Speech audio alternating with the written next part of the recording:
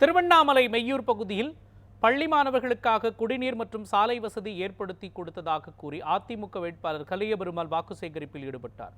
திருவண்ணாமலை அதிமுக வேட்பாளர் கலியபெருமாள் தீவிர வாக்கு சேகரிப்பில் ஈடுபட்டு வருகிறார். மெய்யூர் பகுதியில் வாக்காளர்களிடம் பேசிய அவர் அப்பகுதியில் உள்ள பள்ளிகளுக்கு குடிநீர் வசதி ஏற்படுத்தி தந்ததாகவும் சாலைகள் அமைத்து தந்ததாகவும் பரப்புரை மேற்கொண்டார். இந்த நிகழ்வில் அதிமுக மற்றும் கூட்டணி கட்சி நிர்வாகிகள் பலர் கலந்து கொண்டனர்.